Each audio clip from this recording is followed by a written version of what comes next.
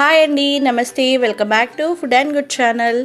ఇవాళటి recipe వచ్చి ఎంతో tasty అయిన గోంగూర పచ్చడి అండి. ఈ పచ్చడితో మనం రైస్ తింటే కంప్లీట్గా ప్లేట్ మొత్తం ఖాళీ చేస్తామండి. అంత టేస్టీగా ఉంటుంది. ఎలా ప్రిపేర్ చేయాలో చూద్దాం. ముందుగా స్టవ్ పై కడాయి పెట్టుకొని 3 టేబుల్ స్పూన్ల నువ్వులు వేసుకొని వేయించుకొని పక్కన ఉంచుకోవాలి.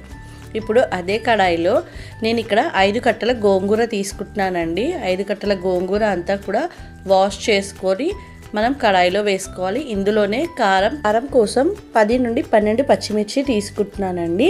కారం ఎక్కువగా తినేవారు ఇంకొక 2-3 పచ్చిమిర్చి ఎక్కువగా అయినా వేసుకోవచ్చు. ఇలా వేసుకొని ఇందులోనే 1/2 టీ స్పూన్ పసుపు వేసుకొని అంతా కూడా కలుపుకొని మూత పెట్టుకొని 5 నిమిషాల పాటు మీడియం ఫ్లేమ్లో కుక్ చేసుకోవాలి. 5 నిమిషాల తర్వాత గోంగూర అలాగే పచ్చిమిర్చి మెత్తబడిపోయిందండి.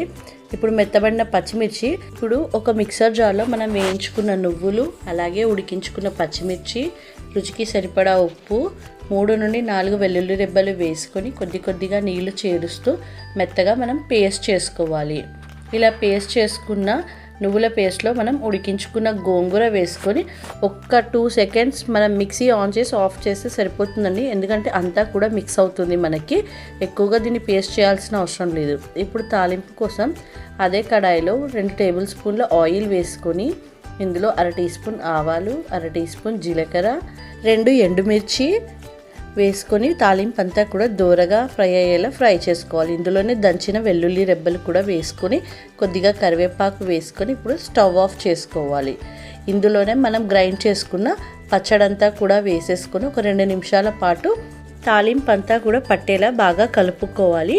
ఈ స్టేజ్లోనే మనము ఉప్పు అనేది చెక్ చేసుకోవచ్చు అండి. ఇక్కడ నేను వేసిన ఉప్పు అనేది కరెక్ట్గానే ఉంది. మన పచ్చడి రెడీ అయిపోయిందండి. ఇప్పుడు దీన్ని ఒక సర్వింగ్ బౌల్లోకి తీసుకొని సర్వ్ చేస్తే మన ఎంతో టేస్టీ అయిన గోంగూర పచ్చడి అనేది రెడీ అండి. చెప్తుంటేనే నోట్లో నీళ్ళు వస్తున్నాయి, అంత టేస్టీగా ఉంటుంది. సో మీరు డెఫినెట్లీగా ట్రై చేయండి. ఈ వీడియో కనుక నచ్చినట్టయితే లైక్ చేయండి, షేర్ చేయండి, అలాగే సబ్స్క్రైబ్ చేయండి.